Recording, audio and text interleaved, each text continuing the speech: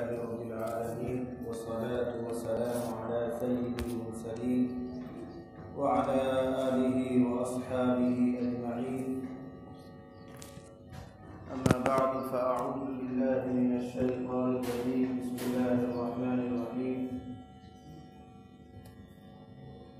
يا أيها الذين آمنوا لا تأكلوا أموالكم بينكم بالباطل إلا أن تكون تجارة عن تراض منكم ولا تقتلوا أنفسكم إن الله كان بكم رحيما. صدق الله العظيم. وقال النبي صلى الله عليه وسلم: ألا لا تظلموا ألا لا يحل مال امرئ مسلم إلا بطيب نفس منه، أو كما قال عليه الصلاة والسلام. بزرگوں اور بھائیوں،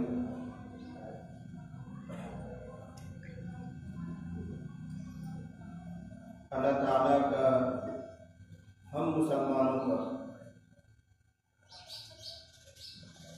جہاں بہت سے انعامات ہیں، احسانات ہیں، اللہ سے ہمارے پر بہت نعمتیں ہیں، ان میں سب سے بڑی نعمت، سب سے بڑا انعام دین ہے. ورنہ تو اور نعمتوں میں تو سارے انسان ہی شریک ہیں. آنکھیں ان کو بھی ملی ہوئی ہے، ہمیں بھی ملی، زبان ہم کو بھی میسر ہے، ان کو بھی میسر ہے، دھن دولت کی بات ہے، گھر اور مال کی بات ہے، گاڑیوں کی بات ہے، ان کے پاس بھی ہے، ہمارے پاس بھی ہے. غیروں کے مقابلے میں اہل ایمان کو جو سب سے عظیم نعمت ملی ہوئی ہے وہ دین ہے، اسلام ہے. دین کس چیز کا نام ہے؟ بس یہ سمجھنے کی اور سمجھانے کی کوشش کرنا. اس چیز کو دین کہتے ہیں. اللہ اور اس کے رسول کی فرما برداری کرنا، اطاعت کرنا، اس کا نام دین ہے. دو لفظ: اللہ اور اس کے رسول کی اطاعت کرنا، فرما برداری کرنا، اس کا نام دین ہے. اور اپنے نفس کی اتباع کرنا، رسم و رواج کے تحت چلنا، رسم و رواج کی پیروی کرنا، یہ بے دین ہے، یہی فسق ہے. اور اگر اونچے لیول کی چیز ہو تو یہی کفر ہے. رسم و رواج کے پیچھے چلنا، اپنی خواہشات کے پیچھے چلنا، اگر اونچے لیول کی چیز ہے تو یہی کفر ہے. نیچے درجے کی چیز ہے تو یہی فسق ہے، یہی معصیت اور گناہ ہے. بلکہ میں تو مثال دیا کرتا ہوں کہ جس چیز کو ہم دین سمجھتے ہیں، خالص دین، اگر اس میں بھی اللہ اور رسول کی اطاعت نکل جائے تو وہ بھی گناہ ہے. مثلا نماز، ہمارے اعمال میں، اسلامی اعمال میں سب سے اہم چیز نماز ہے. سب سے اہم چیز اتنی اہمیت رکھی گئی ہے کہ آقا صلی اللہ علیہ وسلم نے ارشاد فرمایا جو جان بوجھ کر نماز چھوڑ دے اس نے کافروں جیسا کام کیا، کفر کیا. اس نے کیوں فرما رہا ہے؟ تو نماز ایک بنیادی چیز ہے، سب سے اونچا عمل ہے. لیکن اگر اس نماز کے اندر سے بھی اللہ اور رسول کی فرما برداری، اطاعت نکل جائے تو یہ نماز بھی دین نہیں ہے، یہ بھی معصیت، یہ بھی گناہ. اس کو کھولتے ہیں، واضح کرتے ہیں. 3 اوقات، 3 ٹائم ایسے ہیں جن میں اللہ تعالیٰ نے نماز پڑھنے سے منع فرمایا. سورج نکل رہا ہو، سورج بالکل بیچ آسمان پر ہے، سورج ڈوب رہا ہو، یہ 3 وقت ایسے ہیں کہ ان میں ہر قسم کی نماز منع ہے. نماز جنازہ نہیں پڑھنی چاہیے، سجدہ تلاوت بھی نہیں کرنی چاہیے، سنت و نفل بھی منع ہے. سب سورج نکل رہا ہے، ڈوب رہا ہے بیچ آسمان پر. یہ 3 اوقات ہیں جن میں نماز پر پابندی ہے. نماز دین ہے اور اہم چیز ہے. لیکن اگر کوئی سورج نکلتے وقت نماز پڑھ رہا ہے تو یہ سب موٹی سی بات سے جانتے ہیں کہ اس وقت نماز پڑھنا گناہ ہے، معصیت ہے۔ نمازی تو پڑھ رہا ہے پھر گناہ کیوں بن گیا؟ سورہ فاتحہ بھی پڑھے گا، قرآن کی تلاوت بھی کرے گا، پھر رکوع میں جائے گا، سجدے میں جائے گا، اچھی باتیں ہیں، لیکن اللہ کی اطاعت نکل گئی، رسول اللہ کی فرمانبرداری نکل گئی، اس وقت اللہ نے نماز پڑھنے سے روکا ہے تو نماز سے رک جانا ہی دین۔ اب اس وقت ہم نماز نہیں پڑھیں گے، یہی دین ہے۔ اگر اس ٹائم میں کوئی نماز پڑھنا بھی چاہے تو وہی گناہ ہے، وہی معصیت، نافرمانی۔ دوسری مثال ہے نماز کے بعد روزہ، بہت اہم عبادت، لیکن سال میں کچھ دن ایسے آتے ہیں کہ ان میں روزہ رکھنے سے منع کیا گیا ہے۔ عید کا دن ہے، بقرعید کے دن ہے، موٹی سی مثال ہے۔ اب اگر کوئی صوفی صاحب دیندار آدمی عید کے دن بھی روزہ رکھتے، بقرعید کے 3 دنوں میں بھی روزہ رکھتے، تو سب مولوی اور آپ کو کوئی بھی مفتی فتویٰ دینے والا ہو جائے گا حرام کام کرتا ہے، روزہ ہی پڑھتا ہے، اور روزہ تو عظیم الشان عبادت ہے، اتنی عظیم ہے کہ اللہ تعالیٰ ارشاد فرماتا ہے الصوم لی وانا اجزی بہ، روزہ تو میرے لیے ہے، میں خود اپنے ہاتھ سے اس کا بدلہ دوں گا۔ نماز کو دیکھ لیجیے، روزہ کو دیکھ لیجیے، جس کو ہم دین سمجھتے ہیں اور بڑی فضیلتیں رکھی گئی ہیں، لیکن ان میں سے اگر اللہ کی اطاعت کا پہلو نکل جاتا ہے تو یہی بے دینی بن جاتا ہے۔ یہ روزہ رکھنا ہی اب دین ہے۔ سورج نکلتے اور ڈوبتے وقت نماز پڑھنا یہ گناہ ہے۔ اس ایک اصول اور ضابطہ جو میں نے سنایا تھا وہ سمجھ میں آیا کہ اللہ کی اطاعت کا نام دین ہے، اور اللہ کی اطاعت کو چھوڑ دے اور اپنے نفس کے پیچھے چلنا، خواہشات کے پیچھے چلنا، اسی کا نام بے دین ہے۔ اسی کو فسق کہتے ہیں، اسی کو معصیت کہتے ہیں۔ اس کو دوسرا روک دے گی اور آسان کرنے کے لیے جو ہم سنتے رہتے ہیں اتباع سنت، یہ بہت عام سے لفظ بولتے رہتے ہیں۔ رسول اللہ صلی اللہ علیہ وسلم کی سنت کی پیروی، رسول اللہ صلی اللہ علیہ وسلم کے طریقے کی پیروی، یہی اصل دین ہے۔ اس لیے کہ اللہ کے رسول صلی اللہ علیہ وسلم کی جو سنت ہے وہی اللہ کی اطاعت کا راستہ ہے۔ اللہ کی اطاعت کا کوئی اور راستہ نہیں ہے۔ اپنی مرضی سے کوئی اللہ کی فرمانبرداری کرنا چاہے، اطاعت کرنا چاہے تو دوسرا کوئی راستہ ہی نہیں، کرنا چاہو تو سب گناہ ہے۔ اس لیے کہا جاتا ہے اتباع سنت، اتباع سنت، نبی صلی اللہ علیہ وسلم کی سنت کی پیروی اور اس کے راستے پر چلنا ہی اصل دین ہے۔ اگر کوئی آدمی نیکی کے کاموں کو بھی رسول اللہ صلی اللہ علیہ وسلم کی سنت سے ہٹ کر انجام دیتا ہے پھر وہ نیکی نہیں رہتی، وہ برائی میں تبدیل ہو جاتی ہے، وہ غیر مقبول اور مردود ہو جاتی ہے۔ حدیث شریف میں ایک عجیب سا قصہ آتا ہے۔ 3 صحابہ کرام، حضرت علی رضی اللہ عنہ، سب جانتے ہیں رسول اللہ صلی اللہ علیہ وسلم کے داماد، تیسرے نمبر کے خلیفہ ہیں، مشہور شخصیت حضرت علی رضی اللہ عنہ، حضرت عثمان بن مظعون، ایک حضرت عثمان بن عفان، ایک دوسرے ہیں عثمان بن مظعون، یہ نبی کریم صلی اللہ علیہ وسلم کے دور شریک بھائی اور بہت قریبی تعلق کرتے تھے، حضور سے، نبی کو ان سے بہت پیار۔ مدینہ منورہ میں جس صحابی کی سب سے پہلے وفات ہوئی ہے وہ حضرت عثمان بن مظعون، ان کی وفات پر، ان کے انتقال پر ہی وہ قبرستان جو مشہور ہے جنت البقیع کے نام سے وجود میں آیا۔ حضرت علی، حضرت عثمان بن مظعون اور تیسرے صحابی ہیں حضرت عبداللہ بن رواحہ۔ بعض صحابیوں نے، بعض محققین نے حضرت مقداد کا نام بیان کیا ہے، لیکن جو مشہور ہے وہی عبداللہ بن رواحہ۔ تو 3 بڑے صحابہ حضرت علی، حضرت عثمان بن مظعون اور عبداللہ بن رواحہ یہ اکٹھے ہوئے اور انہوں نے آپس میں یہ طے کیا کہ ہمیں تحقیق کرنی چاہیے کہ نبی کریم صلی اللہ علیہ وسلم کے بعد کے اعمال کیا ہیں۔ دین کے اعمال تو ہمارے سامنے ہیں، آپ نماز پڑھتے ہیں، نماز کے بعد دین کی باتیں کرتے ہیں، مسئلہ مسائل بتاتے ہیں، جہاد میں بھیجنا ہوتا ہے تو صحابہ کی تشریف فرماتے ہیں، اور جو کون سی مشغولیاں ہیں وہ صحابہ کے سامنے۔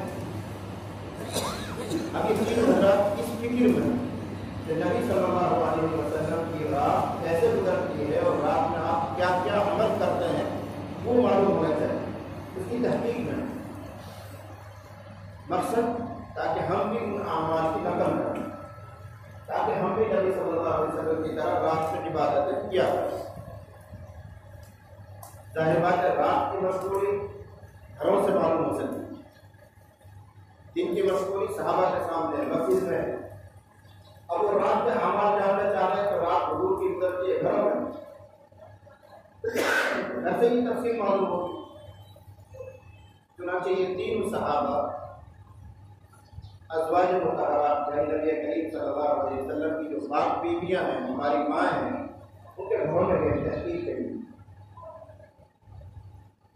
مثلا حضرت عائشہ کے یہاں پہنچے اور جا کر عرض کیا، ہمیں بتائیے کہ نبی کریم صلی اللہ علیہ وسلم رات میں کیا اعمال کرتے ہیں، کتنی دیر تک جاگتے ہیں، کون سی عبادت میں مشغول رہتے ہیں۔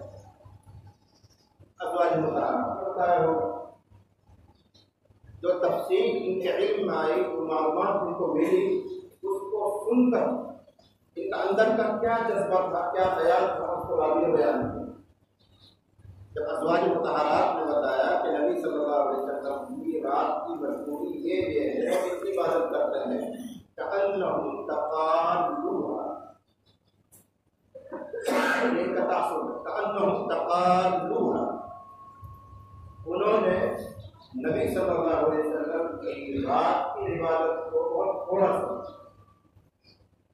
ایک ازواج مطہرات نے بتایا کہ نبی کریم صلی اللہ علیہ وسلم تشریف لاتے ہیں اور آ کر آرام فرما لیتے ہیں، پھر رات میں بیدار ہوتے ہیں، 6 رکعت 8 رکعت جو میسر ہوتی ہے تہجد پڑھ لیتے ہیں، پھر اگر تقاضا ہوتا ہے تو تہجد پڑھ کے پھر دوبارہ بھی لیٹ جاتے ہیں۔ یہ تفصیل ملی ان کو، اور ان کا خیال یہ تھا کہ رات بھر عبادت کر رہتے ہوں گے، رات کو محنت کرتے ہوں گے، سوتے جاگتے رہتے ہوں گے، سوتے نہ ہوں گے، ایسی کچھ ان کی ذہن کی سوچ رہی ہو۔ جو تفصیلات جان کر ان کا جو تاثر تھا کأنہم تقالوها، کہ انہوں نے نبی صلی اللہ علیہ وسلم کی اس عبادت کو بہت محدود اور تھوڑا جانا، لیکن فوراً ہی تعبیر کرنے لگے، اپنے دل سے آپ بات کرنے لگے، اور انہوں نے کہا أين نحن من النبی صلی اللہ علیہ وسلم، ہمارا نبی سے کیا مقابلہ۔ نبی کے تو اللہ تعالیٰ نے اگلے پچھلے سب معاف کر رکھے ہیں، اگر وہ اتنی بھی نفلی عبادت نہ کرے تو ان کا تو کام بنا ہوا ہے، لہٰذا ہمیں اس معاملے میں حضور کی نقل نہیں کرنی چاہیے، بلکہ ہمیں زیادہ محنت کرنی چاہیے۔ ٹھیک ہے حضور اتنی بھی نہ کرے تو ان کا تو کام بنا ہوا ہے، اتنی سوچ رہے ہیں۔ اور وہیں کھڑے کھڑے انہوں نے آپس میں معاہدہ کیا، اس کو سمجھ رہے ہیں بس، انہوں نے آپس میں معاہدہ کیا، طے کیا، اور کہنے لگے میں سے ایک صاحب بھی کہنے لگے اما انا فاصلی الیک ابدا ولا اقوم، بھائی میں تو اب زندگی میں اتنی راتیں آئیں گی، پوری رات کھڑے کھڑے نفلیں پڑھا کروں گا، عبادت کیا کروں گا، کبھی سوؤں گا نہیں۔ بظاہر بہت اچھا ہے، پوری رات پڑھیں گے، اللہ کی عبادت کریں گے۔ اب جب 100 راتیں آ جائیں زندگی میں، 1000 راتیں آ جائیں، 20 سال کی راتیں آ جائیں، میں ساری راتوں میں عبادت کیا کروں گا، کبھی سوؤں گا نہیں، تھوڑا بہت سونا ہے تو دن میں سو جاؤں گا۔ ایک صحابی نے یہ کہا، دوسرا کہنے لگا اما انا فاصوم النهار ولا افطر، دوسرا صحابی کہہ رہا کہ زندگی میں اب تمام دنوں میں روزہ رکھوں گا،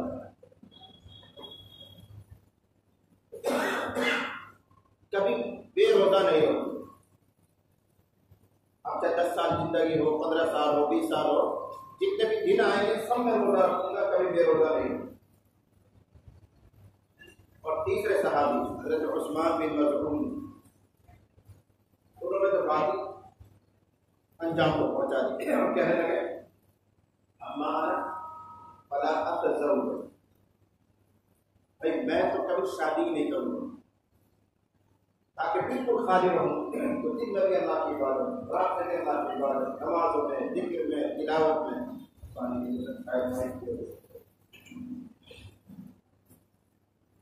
میں شادی نہیں کروں گا پوری زندگی بس اللہ کی عبادت، رات میں بھی دن میں بھی، سارا میرا تو شادی صحیح ہوتا ہے، شادی کا خرچہ، پھر اولاد پیدا ہو گئی، اولاد کے خرچے، بیوی کے خرچے، گھر بناؤ، جائیداد بناؤ، تو یہ سب شادی نہیں ہوگی تو یہ سب تقاضے بھی نہیں ہوگی، اس کے اللہ کے لیے فارغ رہو۔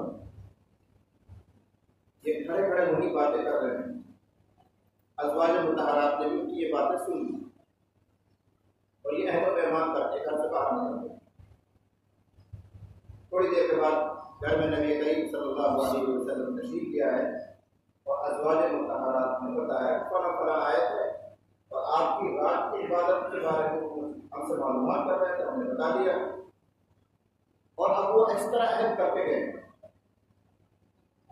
تو نبی علیہ السلام نے تاخیر نہیں فرمائی، فوراً گھر سے باہر نکلے، ایک ہی تلاش کدھر گئے،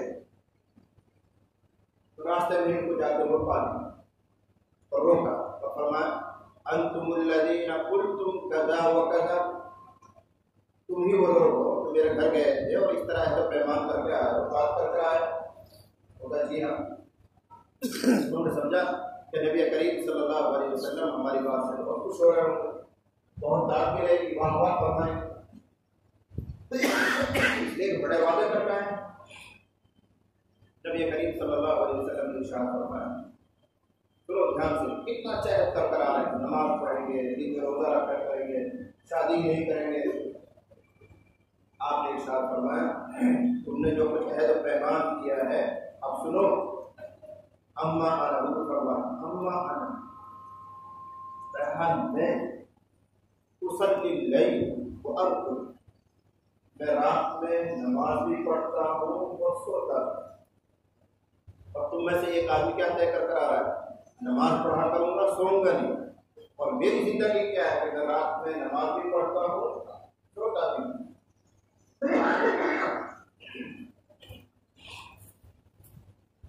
وَأَمَّا أَنَا فَأَصُومُ النَّهَارَ وَأُفْطِرُ، میں دن میں روزے بھی رکھتا ہوں اور بے روزہ بھی رہتا ہوں۔ نفلی روزوں کی بات ہے، مہینے میں 10-5 روزہ رکھ کے باقی بے روزہ رہ گئے، کہ حضور کی سیرت۔ اور تم میں سے ایک آدمی یہ طے کر رہا ہے کہ پوری زندگی دنوں میں روزہ رکھتا ہوں، کبھی بے روزہ نہیں رہوں، میری سنت سے ہٹ کر، میرے طریقے سے ہٹ کر۔ اما انا فاتزوج النساء، حضور فرمایا میں تو عورتوں سے شادیاں کر رہا ہوں، 1 نہیں 2 نہیں 3 نہیں 9 اور 11 میں نے شادیاں کی ہیں، نکاح کیے ہیں۔ اور تم میں سے ایک آدمی یہ طے کرتا ہے مجھے شادی ہی نہیں کرنی، تو تم تینوں کا جو طریقہ ہے یا تم نے جو طے کیا ہے وہ میری سنت سے ہٹ کر ہے۔ پوری رات جاگنا میری سنت نہیں، زندگی کے تمام دنوں میں روزہ رکھنا یہ میری سنت نہیں، نکاح نہ کرنا، شادی نہ کرنا یہ میری سنت نہیں۔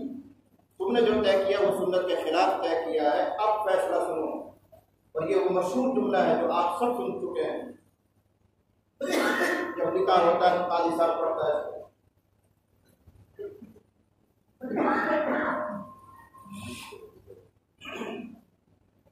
کیا فرمایا، فَمَن رَغِبَ عَن سُنَّتِي فَلَيْسَ مِنِّي، بہت مشہور ہے، لیکن اس پس منظر کے بعد اس لمبی رواج کے اخیر میں ایک بڑا ہے، اے میرے صحابہ پوری رات جاگنے کی بات کر رہے ہو، پورے دنوں میں روزہ رکھنے کی بات کر رہے ہو، شادی نہ کرنے کا عہد کر رہے ہو، یہ سب میری سنت سے ہٹ کر ہے، میری سنت کے خلاف ہے۔ فَمَن رَغِبَ عَن سُنَّتِي فَلَيْسَ مِنِّي، جو شخص بھی میری سنت سے اعراض کرے گا، منہ پھیرے گا، اس کا مجھ سے کوئی تعلق نہیں، وہ میرا نہیں۔ اور آگے جوڑ دو، جو رسول اللہ کا نہیں وہ اللہ کا بھی۔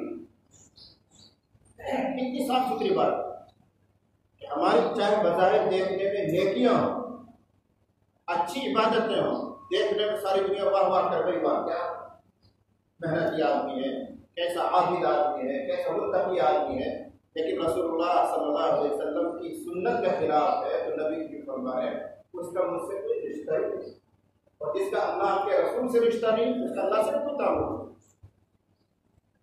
رسول اللہ سے کٹ کر، نبی سے کٹ کر کوئی اللہ سے مل جائے ناممکن، راستہ یہی ہے۔ رسول اللہ صلی اللہ علیہ وسلم کے راستے سے چل کر اللہ تک پہنچے. بلکہ حدیث میں صاف لفظوں میں فرمایا کل امتی یدخلون الجنہ الا من ابا. بہت اچھی بات ہے، سن کر روحانیت زندہ ہوتی ہے، خوشی ہوتی ہے، مسرت ہوتی ہے. ارشاد فرمایا میری پوری امت جنت میں جائے گی. اتنا سن کر تو اچھا لگتا ہے. کل امتی یدخلون الجنہ، میری پوری امت جنت میں داخل ہوگی. الا من ابا، مگر جو آدمی جنت میں جانے سے انکار کرے وہ نہیں ہے. انکار تو کوئی بھی نہیں کرتا. کسی بھی شرابی، کسی بھی کبابی، فاسق، فاجر، گنہگار کو پکڑ لو ہے لیکن وہ مسلمان کلمہ پڑھتا ہے، جنت اس کو مل جائے گی. چاہے ایک بھی نماز نہ پڑھتا ہو، روزہ نہ رکھتا ہو، کبھی جماعت چلے میں 4 مہینے میں نہ گیا ہو، کبھی مسجد کا منہ نہ دیکھا ہو، پکڑو اس کو تو تمنا تو اس کی بھی یہی ہے مجھے جنت ہے. انکار تو کوئی نہیں کرتا. اور اللہ کے نبی کیا فرما رہا ہے میری پوری امت جنت میں جائے گی سوائے اس شخص کے جو جانے سے انکار کرے، اور انکار کرنے والا کوئی نہیں. صاحب نے مجھے اور کہنے لگا اللہ نبی مان رہا تاریخ کس کو کہیں گے؟ انکار کرنے والا کس کو کہیں گے؟ ایسا کوئی نہیں ملے. آپ علیہ السلام نے ارشاد فرمایا یہاں زبان سے انکار کرنا مراد نہیں، زبان سے سب ہاں ہاں کریں گے، کوئی انکار نہیں کرے گا. یہاں عملی انکار ہوا. ارشاد فرمایا من اطاعنی دخل الجنہ ومن عصانی فقد ابا.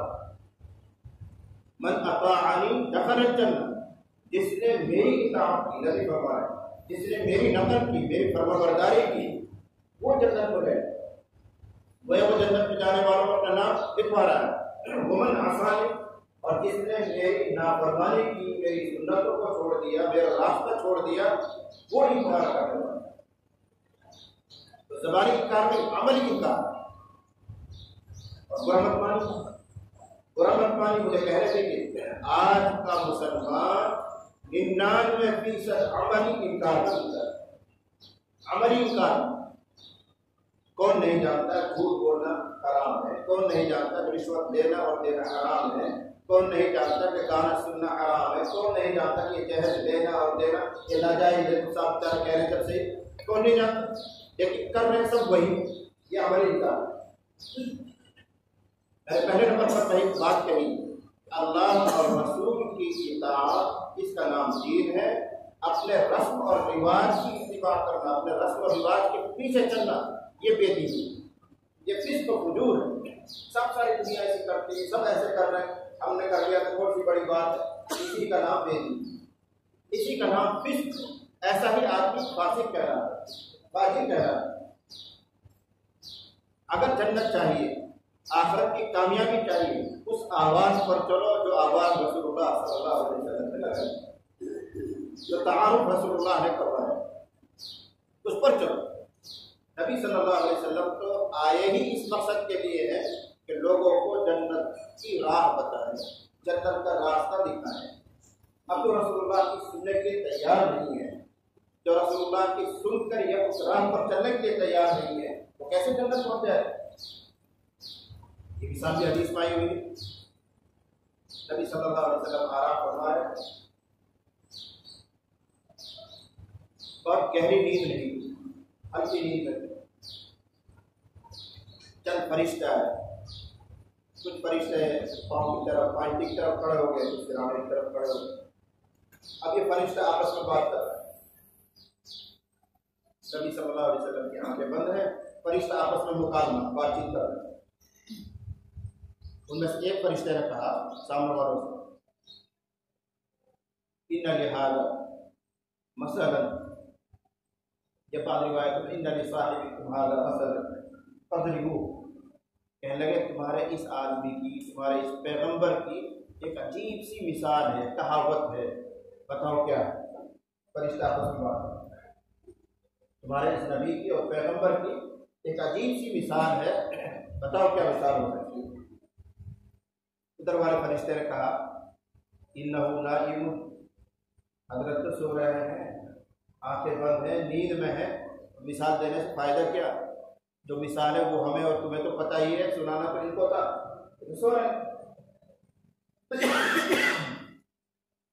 دوسرے فرشتے نے کہا ان العین ناجمۃ والقلب یقظان، محمد رسول اللہ کی صرف آنکھیں سو رہی ہیں، دل جاگ رہا ہے، آنکھیں سو رہی ہیں، دل جاگ رہا ہے، اس کے پرواہ نہ کرو۔ بتاؤ کیا مثال؟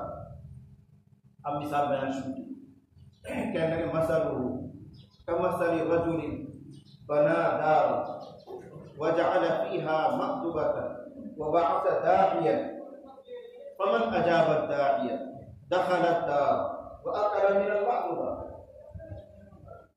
یہ مثال انہوں نے دی، کہنے لگے ان کی مثال، اس نبی صلی اللہ علیہ وسلم کی مثال ایسے سمجھو جیسے کسی آدمی نے شاندار محل بنایا، شاندار کوٹھی بنائی، جب مکان تیار ہو گیا اب اس کو شوق ہوا کہ لوگ آئیں میرے مکان کو دیکھیں، اس کے لیے ایک بہانہ اس نے لگایا کہ دعوت کا نظام کر دے، ناشتہ پانی کا نظام کر دے، بڑا دسترخوان لگایا، اس پہ بہت سی چیزیں چن دی اس نے، اس بہانے سے لوگ آئیں گے میرے مکان کو دیکھیں گے، دعائیں دیں گے، خوش ہوں گے۔ چنانچہ اس نے مکان بنانے کے بعد دسترخوان لگایا، اس پر نعمتیں سجائی، اور ایک آدمی اس نے بلانے کے لیے بھیج دیا، جو بھی ملے گا اس کو دعوت، جو ملے اس کو دعوت۔ بالکل سیدھی سی بات ہے، اب جو اس بلانے والے کی بات کو سنے گا اور مانے گا، دو لفظ یاد رکھنا، جو اس بلانے والے کی بات کو سنے گا اور مانے گا وہ اس گھر میں آئے گا، اور جو گھر میں آئے گا وہ دسترخوان پہ بیٹھے تو میں تو کھائے پی لے، اور جو اس کی سنے گا ہی نہیں، یا سن تو لے گا لیکن مانے گا نہیں، کان سنا اور آج نکل گئے، تو وہ گھر میں کیوں آئے گا اور کیوں دسترخوان سے کھائے؟ یہ مثال انہوں نے۔ پھر ایک فرشتہ بولا کہ مثال تو تم نے دے دی، اس کا مطلب تو سمجھاؤ، جیسا معلوم کیا حل تو دے، کیا مطلب ہے؟ مثال میں ایک آدمی مکان بنایا، دسترخوان لگایا، نعمتیں رکھ دی، بلانے کے لیے ایک آدمی بھیج دیا، اس کا مطلب کیا ہوا؟ اب مطلب سمجھا ہے کہ اللہ تعالیٰ نے ایک مکان بنایا ہے جسے جنت کہتے ہیں، اللہ نے ایک مکان بنایا ہے جسے جنت کہتے ہیں، اور اس جنت میں اللہ تعالیٰ نے بے شمار نعمتیں رکھی ہیں۔ اس جنت کی طرف دنیا کے اندر بلانے کے لیے اللہ تعالیٰ نے اپنا داعی محمد کو بھیجا ہے۔ فمن اجاب محمد، بس جس شخص نے محمد صلی اللہ علیہ وسلم کی بات سنی اور مانی وہی اللہ کے اس مقام یا جنت میں پہنچے گا، اور جس نے محمد رسول اللہ کی بات نہیں سنی یا سن کر مانی نہیں وہ اللہ کے مہمان خانے تک نہیں پہنچا۔ سادہ سی مثال اور بالکل حقیقت پر مبنی ہے۔ آج کا مسلمان سنتا ضرور ہے، ہم نے بلایا آپ آگے، دعوت تبلیغ والے بلاتے ہیں آپ آگے، علماء نے جلسے کیے، بڑے بڑے لوگ اکٹھے ہو گئے، حضرت جی کا جلسہ لاکھوں کی تعداد میں ہوتا ہے، لوگ آگے، حضرت جی نے سنا دی، سنتے ضرور ہیں، مانتے نہیں، دکھیے مانتے نہیں، ورنہ ساری حقیقتیں، سارا دین، ساری تفصیل ہم سب کے سامنے ہے، سارے مکروہات، تمام معصیتیں، گناہ جو بھی ہیں وہ سب جانتے ہیں، اصل چیز ماننا ہے۔ اس لیے میرے بھائیوں اس تمہید کی روشنی میں سب طے کریں کہ انشاءاللہ دین کی جتنی باتیں ہمیں معلوم ہیں، سنتے ہیں اور سنیں گے، سب پر عمل کریں انشاءاللہ۔ اس تمہید کے بعد جو خاص مقصد کے لیے آپ کو جمع کیے گئے وہ میں چند منٹ میں آتا ہوں، میری طبیعت کے ساتھ نہیں دے رہی، پچھلے ہفتے سے بخار چل رہا تھا، کھانسی واسی جو دے رہی، جس مقصد کے لیے آپ کو جمع کیا، اور تھوڑا سا اشارہ بیچ میں آ گیا تھا، حضرت مفتی صاحب بھی فرما رہے ہیں، شادی کے موقع پر یہ جہیز کا لینا اور دینا، یہ کیا چیز ہے، کہاں سے یہ آئی؟ آپ سب جانتے ہیں کہ ہندوستان میں اسلام یہ قدیم نہیں ہے، یعنی بہت پہلے سے نہیں ہے، درمیان میں آیا ہے، یا ہندوان رسم، ہندو رہتے تھے، مورتیوں کی پوجا کرتے تھے، یہی ہوتا تھا، درمیان میں اسلام آیا، مسلمان پیدا ہوئے، لیکن درمیان میں جو بہت سے بادشاہ گزرے ہیں ان لوگوں نے سیاسی اعتبار سے کسی حکمت کی وجہ سے کچھ ہندوانہ رسم و رواج کو باقی رکھا تاکہ اتحاد بنا رہے، مسلم اور غیر مسلم کا اتحاد اور جوڑ بنا رہے، یہ جہیز بھی انہی رسوم میں سے ہے جن کو انہوں نے باقی رکھا. اور ہندوؤں میں، غیر مسلموں میں یہ جہیز اس لیے آیا تھا کہ وہ میراث نہیں جانتے، نہ وہ اپنی بچیوں کو میراث دیتے ہیں. اس لیے شادی کے موقع پہ وہ سوچتے تھے جو کچھ تمہیں دینا اکٹھا ابھی دے دو، بچیوں کا حق ادا ہو جائے گا، بعد میں میراث کو نہیں. وہ جانتے ہی نہیں. وہاں سے یہ رسم چلی اور اسلام میں داخل ہوئی صرف اتحاد کے نام. مسلمان تو ہو گئے وہ جو ہونے والے تھے ہندوانہ طریقے سے ہی، لیکن اسلام میں آ کر بھی وہ باقی رہی اور بادشاہوں نے اس کو باقی رکھنا حکمت سمجھا اس زمانے میں، تاکہ میل ملاپ رہے، ایک دم سے کٹ نہ جائے معاشرے سے، ہندو مسلم اتحاد باقی رہے. تو ان کی بہت سی رسمیں زندہ رہی، ان میں سے جہیز اس طرح کی بڑی اور چلتی رہی اور مسلمانوں میں آج تک زندہ ہے. مسئلے کے اعتبار سے یاد رکھو کہ جہیز لینا اور دینا، جہیز لینا اور دینا دونوں ہی شریعت کے حکم کے اعتبار سے ناجائز، لیکن لینا زیادہ سخت ہے بمقابلے دینے. جیسے رشوت لینا اور دینا دونوں ہی حرام ہیں، لیکن مجبوری میں آدمی رشوت دے سکتا ہے. اپنا حق مارا جا رہا ہے، مقدمے میں ڈر ہو رہا ہے کہ میں ہار جاؤں گا، میری زمین ہاتھ سے چلی جائے گی، حالانکہ حق پر ہے اور ایسا لگتا ہے کہ اس کے بغیر کام چلے گا نہیں. وہ رشوت مجبوری میں دے سکتا ہے، لیکن لینے کی بھی کوئی گنجائش نہیں. دینے والے کی مجبوری، لینے والے کی کوئی مجبوری نہیں. ایسے ہی جہیز کے مسئلے کو یاد رکھو کہ لینا اور دینا دونوں شرعاً ناجائز ہیں، لیکن مجبوری میں دینے کی گنجائش نکل سکتی ہے. دینے کی کوئی گنجائش نہیں. دینے کی کیوں گنجائش نکلے گی؟ لڑکی والے کو ڈر ہے کہ میری لڑکی بیٹھی رہ جائے گی، اس کا رشتہ ہی نہیں ہوگا، کون اس کو قبول کرے گا؟ اب مجبوراً وہ دیتا ہے. کسی درجے میں گنجائش نکل سکتی ہے، لیکن لینے والے کے لیے کوئی مجبوری نہیں ہے، اس لیے اس کے لیے کوئی جواز نہیں، اس کے لیے کوئی گنجائش نہیں. ہمارے مفتیان کرام نے اس کی 3 شکلیں بیان کی. جہیز نمبر 1 مطالبہ کر کے لینا، جیسے ہمارے علاقے میں پایا جاتا ہے، ٹریکٹر چاہیے اور گاڑی چاہیے، فلانی چیز چاہیے، بلٹ چاہیے، فلاں کہہ دیتے ہیں، خود نہیں کہتے، کہلوا دیتے ہیں. جب ماحول ایسا بنا دیتے ہیں وہ سگائی والا خود ہی سمجھ جاتا ہے کہ یہ چاہیے. تو مطالبہ کر کے لینا، اللہ کے گھر میں بیٹھ کے کہا جا رہا ہے، مسئلہ سنایا جا رہا ہے، حرام ہے، سراسر حرام. مطالبہ کر کے لینا، مانگ کر لینا، کسی اور کے ذریعے کہلوا کر لینا، سراسر حرام ہے، کسی طرح کوئی گنجائش نہیں ہے. نمبر 2 زبان سے کچھ نہیں کہا، کسی سے کہلوایا بھی نہیں، ماحول بھی ایسا نہیں بنا، لیکن علاقے میں رواج ہے، دستور ہے کہ لوگ دیتے ہی ہیں اپنی بیٹیوں کو، اس کے بغیر چلتی نہیں شادیوں کی باتیں. زبان سے کچھ نہیں کہا، نہ کہلوایا، لیکن لڑکے والے کو پہلے سے کچھ نہ کچھ امید لگی ہوئی ہے کہ اس کو ملے گا. کہلوایا کچھ نہیں، اب لڑکی والا بھی دے رہا ہے، اس لیے رواج ہے، تب بھی شرعاً حرام ہے، کوئی گنجائش نہیں. اس لیے حدیث شریف میں فقہا کا اصول ہے المعروف کالمشروع، کہ جو چیز رواج میں آ جاتی ہے وہ ایسے ہی جیسے شرط لگائی گئی. اس لیے طے شدہ باتیں میں ایسے کچھ ملے گا، اور لڑکا والا بھی امید سے رہتا ہے ملے گا ہی، نہیں ملتا تو تکلیف ہوتی ہے، ولیمہ بھی کینسل ہو جاتے ہیں، یہ بھی ہم نے دیکھا ہے. مرضی کے مطابق نہیں ملا تو ولیمہ ہی کینسل ہو گیا، یہ بھی ہم نے دیکھا ہے دینداروں کے یہاں. تو بہرحال 2 شکلیں ہوئی، ایک تو مانگ کر لینا حرام، نمبر 2 مانگا نہیں، کہلوایا نہیں، ماحول بھی ایسا نہیں بنا ہے، لیکن علاقے کا رواج ہے دے اور دینے کا، تو بھی جہیز لینا ناجائز اور حرام. تیسری شکل ہے جو ہمارے علاقے میں نہیں پائی جاتی لیکن ہے، مسئلوں میں لکھی ہوئی، نہ مطالبہ کیا، نہ علاقے میں لینے دینے کا کوئی رواج ہے. لڑکی والا اپنی مرضی سے، کوئی ذہن پر دباؤ نہیں، نہ کوئی رواج، صرف خوشی سے اپنی بچی کو کچھ دینا چاہتا ہے. لڑکے والے کے دماغ میں بھی کوئی تمنا نہیں تھی، کوئی آرزو نہیں، اس نے سوچا بھی نہیں تھا، لڑکی والے نے خود بخود کچھ دے دیا تو گنجائش ہے. لیکن ہمارے علاقے میں یہ بات نہیں، یہاں تو رواج ہے، یہاں تو لوگ مانگتے ہیں. یہ تو اس علاقے کی بات ہے جہاں لینے دینے کا رواج ہی نہ ہو، جیسے کہ صحابہ کے زمانے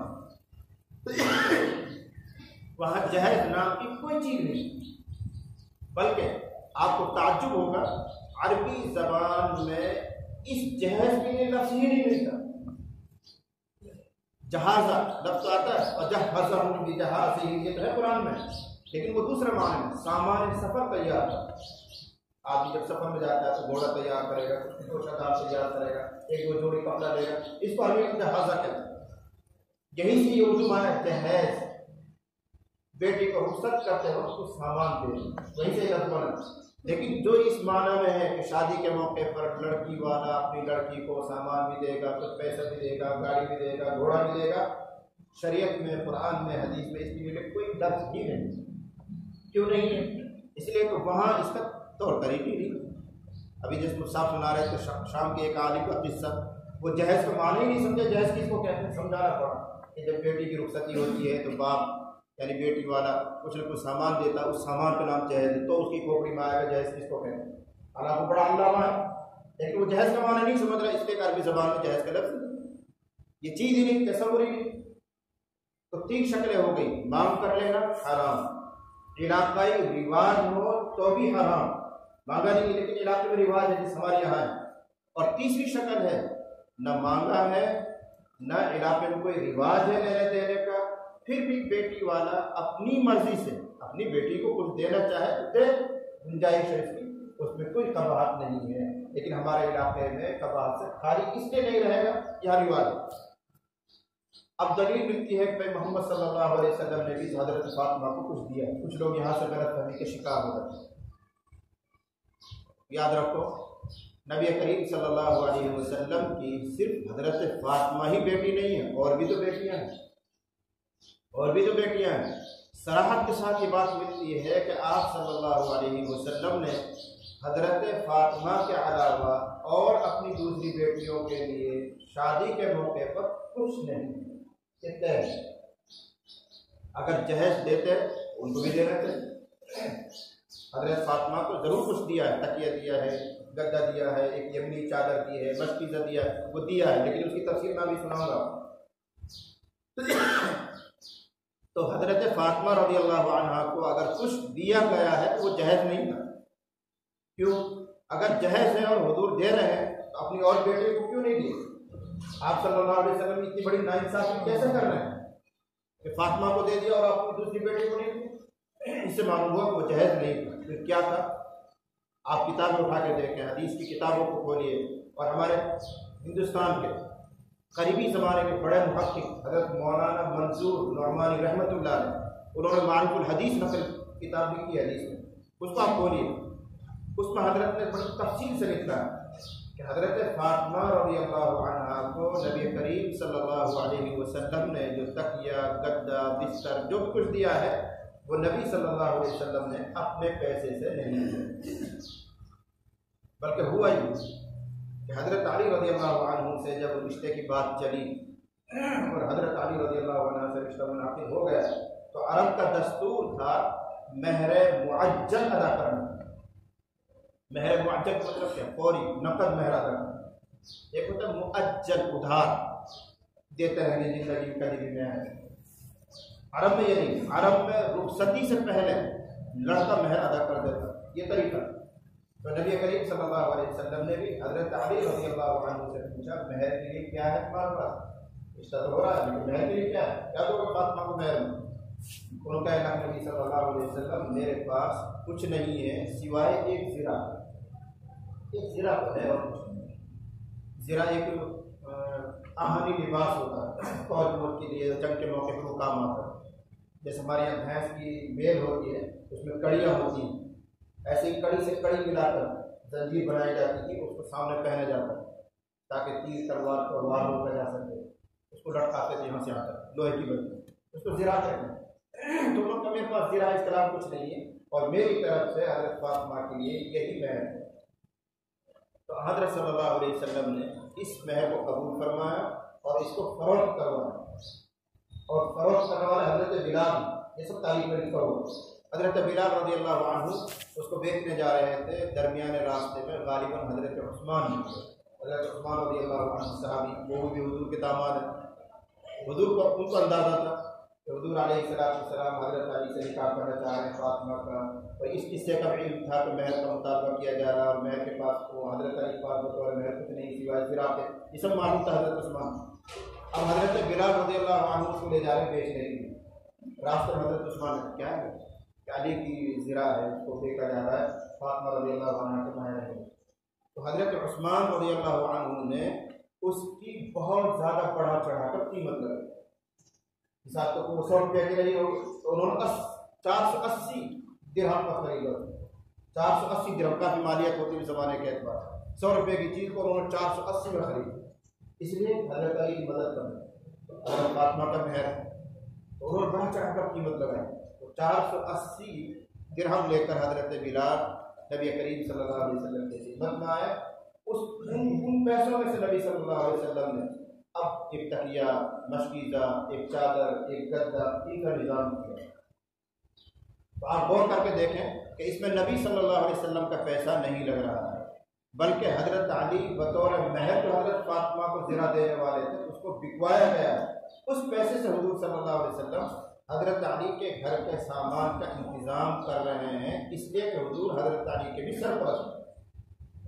حضرت علی گویا حضور کے داماد بھی ہیں اور یوں سمجھو کہ بیٹے بھی ہیں، آپ کے گھر میں رہتے تھے، آپ ان کی پرورش کرتے تھے۔ ابو طالب کا تو انتقال ہو چکا اور مکے میں ہی انتقال ہو گیا، مکے سے ہی حضرت علی حضور کے ساتھ رہ رہے ہیں، اور مدینے میں آ کر جب یہ تقریب ہو رہی ہے، شادی ہو رہی ہے اور حضور ہی ان کو پال رہے ہیں، دیکھ رہے ہیں، تو گھر کے ذمہ دار ہونے کے اعتبار سے نبی صلی اللہ علیہ وسلم نے یہ سامان بکوایا اور ان کے پیسے سے ہی وہ سامان خرید کے حضرت فاطمہ کو بطور جہیز نہیں گھر کا سامان مہیا کر دیا۔ یہ تفسیر ہے۔ اس واقعے سے یا اس روایت سے بعض علماء کو بھی دھوکہ ہو جاتا ہے اور وہ کہتے ہیں کہ نہیں، حضور نے جب حضرت فاطمہ کو دیا تو ہم کیوں نہیں دے سکتے، اور ہم کیوں نہیں دے سکتے۔ حضرت مولانا منظور نعمانی رحمۃ اللہ علیہ بڑی تفصیل سے روایت نقل کر کے اس میں یہی کلام کیا، تو علماء کو بھی دھوکہ ہو جاتا ہے، جبکہ یہاں تفصیل یہ ہے کہ نبی صلی اللہ علیہ وسلم کی جیب سے کوئی پیسہ خرچ نہیں ہو رہا، کہ حضرت علی کا بھی پیسہ خرچ ہو رہا ہے، اور حضور اس لیے کر رہے ہیں کہ آپ سرپرست ہیں، آپ حضرت علی کے ذمہ دار ہیں، تو آپ ان کا گھر سجا رہے ہیں، گھر کا نظام کر رہے ہیں، اس لیے نہیں کوئی جہیز دے رہے ہیں۔ تو بہرحال یہ علماء کی بات ہو گئی، مجھے تو صرف موٹی موٹی بات یہ عرض کرنی ہے کہ جہیز کا لینا اور دینا دونوں شرعاً ناجائز ہے ہمارے علاقے کے اعتبار سے، اس لیے کہ یہاں مانگ کر لیا جاتا ہے یا دینے کا رواج۔ ہاں اگر بالکل کوئی رواج نہ ہوتا، لوگ جانتے نہیں جہیز کیا چیز ہے، لڑکے والے کے دل میں خواہش بھی نہ ہوتی، اور پھر لڑکی والا اپنی بیٹی کو کچھ دے دے، منع تھوڑی، باپ اپنی بیٹی کو دے رہے چاہے تو کون منع کرتا ہے، دے۔ اور یہاں بھی آج بھی دے سکتے ہیں، لیکن تھوڑا سا ٹائم بدل، تھوڑا سا وقت بدل لیجیے۔ جیسے میں ابھی مثال دے رہا تھا کہ نماز پڑھنی ہے، سورج نکل رہا ہے، ناجائز ہے، سورج نکل جانے تو 10 منٹ کا وقت نکل گیا، اب آپ پڑھو، خوب پڑھو، 12 بجے تک، کون منع کر رہا ہے؟ جب بیچ آسمان پر سورج آ گیا مت پڑھو، پابندی لگی، تھوڑا سا وقت گزر جانا، آدھے گھنٹے کا وقت گزر جائے، اب پڑھو، کون منع کر رہا ہے؟ سورج ڈوب رہا ہے، ڈوب جانے دو، تب پڑھ لینا، ابھی مت پڑھو۔ بالکل اسی طرح ہمارے علاقے کی نوعیت ہے، شادی کے آگے پیچھے، شادی کے موقع پر مت دو، شریعت منع کر، اس لیے رواج بنتے ہیں۔ اب اگر تم دے رہے ہو تو رواج کی وجہ سے دے رہے ہو، ذہنی دباؤ کی وجہ سے دے رہے ہو، تھوڑا سا ٹائم گزر جانے دو، تمہاری بیٹی ہے، تمہارا داماد تمہارا بیٹا ہے، خوب گھر بساؤ، کون منع کرتا ہے؟ فرق سمجھ رہے ہیں؟ سورج نکل رہا ہے، ابھی نماز مت پڑھو، نکل جانے دو، اب پڑھو، کون روکتا ہے؟ ایسے ہی تمہاری بیٹی ہے، تمہارا داماد ہے، بیٹے کے درجے میں ہے، شادی کے موقع پر کچھ دو نہ دو، پابندی ہے، تھوڑا سا وقت گزر جانے دو، اس کے گھر بٹ جائے، وہ الگ ہو جائے، اب اس کو فریج بھی دے دو، اس کو گاڑی بھی دے دو، گھوڑا بھی دے دو، جو تمہیں دینا سب دے دو، کون منع کرتا ہے؟ لیکن بعد میں کوئی نہیں دیتا، بعد میں نہ دینے سے ہی سمجھ میں آیا کہ خوشی سے نہیں دے رہا تھا باپ، وہ علاقے رواج کی وجہ سے دے رہا تھا۔ اگر خوشی سے دینا تو اب دے معلوم، خوشی سے ہی دینا تو بیٹی آج بھی ہوتی ہے، بیٹا تیرا آج بھی ہے، وہ شادی کے موقع پر ہی کیوں دیتا ہے؟ تاکہ تھوڑی ناک پڑی ہو جائے، لوگوں میں چرچا ہو جائے، شہرت ہو جائے، لوگ کہیں بات فلانا نے دیکھی تھی، فلانا نے یہ سامان دیا، اس لیے ناجائز ہو گیا، اس لیے وہ حرام ہو گیا، دکھاوا ہو گیا۔ زندگی پڑی لینے کے لیے، آج شادی سے پہلے بھی آپ اپنی بیٹی کو کچھ نہ کچھ دیتے ہی تھے، کبھی جوڑا بنوا دیا، کبھی کچھ کروا دیا، اس نے منع کیا؟ اب شادی کے بعد تھوڑا سا وقت گزر جانے دو، خوب تو کون منع کرتا ہے؟ آپ کی بیٹی ہے، لیکن بعد میں تو کوئی نہیں دے، ہم نے نہیں دیکھا کوئی دیتا۔ پھر اس میں کچھ باریکیاں مسئلے کے پاس، باپ نے اگر کچھ دیا بھی ہے، سن لو، جائز شکل میں اگر باپ نے کچھ دیا بھی ہے، یہ سب کچھ بیٹی کی ملکیت ہے، اس میں سسر کی یا داماد جو بڑھ رہا اس کی کوئی ملکیت نہیں ہے، اس کا استعمال بھی ناجائز ہے۔ تو کہاں فائدہ ملو؟ اگر گاڑی مل بھی گئی، 1,00,000 2,00,000 روپیہ انہوں نے دے بھی دیے، کچھ برتن بھانڈے دے بھی دیے، وہ سب لڑکی کے ہیں۔ لڑکی کی اجازت کے بغیر خود شوہر کو استعمال کرنے کے بھی حق نہیں۔ لڑکی کی اجازت کے بغیر ساسو بھی ہاتھ نہ لگا سکے، سسر کو بھی حق نہیں ہے، پھر تمہیں کیا فائدہ ہو؟ وہ تو امانت ہے تمہارے گھر میں بوجھ رکھی ہوئی، جس دن وہ الگ ہوگی اس کی ایک ایک چیز اس کو حوالہ، یہ تمہاری کس بات کی ناک بڑی اور کس بات کا فائدہ ہوگا؟ اب جب موٹر سائیکل ملتی ہے، گاڑی ملتی ہے، 1,00,000 2,00,000 10,00,000 روپے ملتے ہیں، ان کو کون اڑاتا ہے؟ سسر صاحب اڑاتا ہے۔ یہ سب سراسر ناجائز کر رہا ہے، حرام کر رہا ہے۔ اگر دے بھی دیا ہے تو وہ لڑکی کا ہے۔ اس لیے میرے بھائیوں، دین کو سمجھو، دین جس چیز کا مطالبہ کر رہا ہے وہ ادا کرو، اور دین جس چیز سے منع کر رہا ہے اس سے رک جاؤ۔ عجیب سی بات ہے، دین کہتا ہے میراث ادا کرنے کے لیے، اس سے ہم لوگ جڑے ہیں، اور دین منع کرتا ہے جہیز سے، اس کو ہم لوگ کرتے ہیں۔ یہی مخالفت ہے۔ میں نے کہا تھا پہلے نمبر پر اطاعت کا نام دین ہے، اور اپنی خواہش کے پیچھے چلنا، رسم و رواج کے پیچھے چلنا، یہ بے دینی ہے۔ شریعت منع نہیں کر رہی، بلکہ شریعت یہ کہہ رہی ہے کہ بیٹیوں کو دو میراث کو، وہ نہیں دیں گے، منع کرنا میراث اپنی جائیداد دیتے تھے۔ شریعت کہہ رہی ہے، اس لیے وہ طبیعت قبول نہیں کر رہی، اور شریعت جس چیز سے روک رہی ہے اس کو ہم کر رہے ہیں۔ ابھی مصعب فرما رہے تو دین کے مسئلے کے لیے کبھی مت کہا کرو تجھ سنا ہے لباس سمجھنا، یہ کفر ہے، یہ کفر ہے۔ شریعت کیا کہہ رہی ہے کہ باپ کا چھوڑا ہوا جو کچھ بھی ہے اس میں جس طرح لڑکوں کا حصہ ہے اسی طرح، کوئی فرق نہیں، اسی طرح لڑکی کا حصہ ہے۔ ہاں کم زیادہ تو ہے، شریعت نے حصہ بنایا کم زیادہ، لیکن فرض ہونے میں کوئی فرق نہیں۔ جیسے میراث بٹے گی لڑکوں میں، ایسے ہی میراث بٹے گی لڑکیوں میں، لیکن میوات کچھ قریب ہے، 1,000 روپے ایک آدمی ساتھ مل جائے، ورنہ تو علماء بھی، امام بھی، تبلیغی بھی، کرتا پجامے والے بھی، ویسے سب کے سب ننگے اس کام میں، کوئی میراث نہیں، اور سب جہل ہے۔ کیا دین ہے؟ دین کا مذاق ہے، تماشا ہے، جہاں سے منع کیا گیا وہ کیا، اور جس کو کرنے کے لیے کہا جا رہا وہ نہیں کرنا۔ اللہ کا اعلان یہ کرتا ہے ما آتاکم الرسول فخذوہ، جو رسول تمہیں دیتا ہے یعنی کرنے کے لیے کہتا ہے وہ کرو، وما نہاکم عنہ فانتہوا، اور جس چیز سے رسول اللہ تمہیں روکنے سے رک جاؤ۔ ہمارا دین، ہمارا مذہب ہمیں جہیز سے روکتا ہے تو رکو، ہمارا دین ہم سے میراث دینے کے لیے کہتا ہے تو دو۔ اور یہاں تو نزاکت یہ ہے کہ اگر اپنی بہنوں سے آپ معاف بھی کروائیں گے تو بھی میراث کا حق معاف نہیں ہوگا۔ یہیں سے دھوکہ لگتا ہے دینداروں، آپ معاف کر دیں، ہماری بہن نے زمین بھی معاف کر دی، بھی معاف کر دی، معاف کرنے سے بھی معاف نہیں ہوگا۔ یہ بڑی نزاکت ہے۔ یہاں دو باتیں سمجھو۔ نمبر 1، اگر کوئی بہت دیندار ہوئے کو اس کے دماغ میں صرف یہ بات آئے کہ بھائی زمین میں سے میراث نہیں، جو کچھ باپ نے چھوڑا ہے سب میں میراث۔ باپ نے مکان چھوڑا، جائیداد چھوڑی ہے، زمین ومین چھوڑی، دکان چھوڑی، کچھ بینک بیلنس چھوڑا ہوگا، کچھ کپڑے لتے چھوڑے ہوں گے، کچھ اور سامان چھوڑا ہوگا، ایک ایک چیز میں تقسیم ہے۔ لڑکوں کو حصہ ملے گا، لڑکیوں کو حصہ۔ ہمارے یہاں زیادہ کوئی دیندار ہوگا تو زیادہ پھر بڑھا دے گا، مکان کو سمجھتے نہیں کہ اس میں سے میراث، پیسوں میں سے کوئی دیتا ہی نہیں کہ اس میں سے میراث، ایک ایک چیز میں سے میراث۔ میں ایک قصہ آپ کو سناؤں۔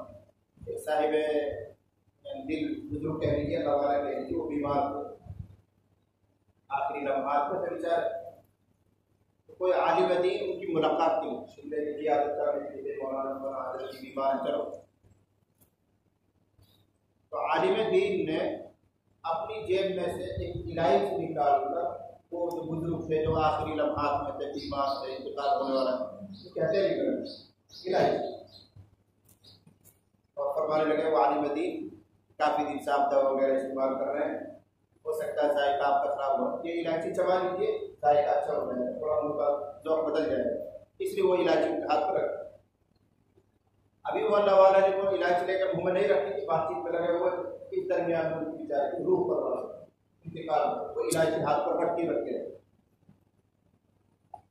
تو وہ الائچی وہ ہاتھ پر رکھی ہوئی ہے، وہ عالم دین بیٹھے ہوئے ہیں، انہوں نے سب کو بتایا، گھر کے لوگ، لڑکوں کو بھی، بیٹیوں کو بھی، بہو کو بھی، سب کو بتایا، کہنے لگے سنو، میں یہ الائچی اس اللہ والے کو، تمہارے باپ کو، تمہارے دادا کو، نانا کو، جو بھی ملے اس کو ہدیہ کر چکا تھا، انہوں نے استعمال نہیں کی، بس اتنا ہی بات، لیکن ہدیہ کر چکا تھا، اب یہ ان کی ملکیت میں داخل ہو گئی، یاد رکھو اس الائچی میں بھی میراث جاری ہوگی، یہ عالم نے ان کو بتایا کہ اس الائچی میں بھی میراث جاری ہوگی، اس کو بھی کوئی ایک نہیں لے سکتا، یہ بھی بڑھے، جب ایک الائچی بڑھتی ہے تو لنگی بھی چھوڑی ہوگی، باپ نے کرتا بھی چھوڑا ہوئے تو تسبیح بھی چھوڑی ہوئے گی، بیٹا بھی چھوڑا ہوگا، مکان بھی چھوڑا، پیسہ بھی چھوڑا، جائیداد بھی چھوڑی، دکان بھی چھوڑی، ایک ایک چیز میں حصہ بٹے گا، لڑکوں کو بھی، لڑکی، ایک مسئلہ۔ نمبر 2، ہمارے علاقے میں جو طریقہ ہے کہ جب زمین کا نمبر آتا ہے تو بہنوں کو بلاتے ہیں اور تحصیل میں لے جا کر ان سے انگوٹھا لگواتے ہیں، سائن کرواتے ہیں، اور کہانی کہتے ہیں بھائی ہونا چاہیے تبھی جانتا ہے، دیکھو بہو تو بس دیر پہ ہے بڑا رہتا ہے، آگے جا کے وہ دیکھ بات رہے یہی کتنے رہو بولو تو تب جانتا ہے کام جانتا، میں نے طبیعت کا سنا تو علماء نے، مفتیان کرام نے لکھا اس طرح معاف کرنے سے معاف نہیں ہوگا، حصہ تو بہرحال دینا ہی پڑے گا، معاف کرنے سے نہیں ہوگا۔ کیوں نہیں ہوگا معاف؟ اس کی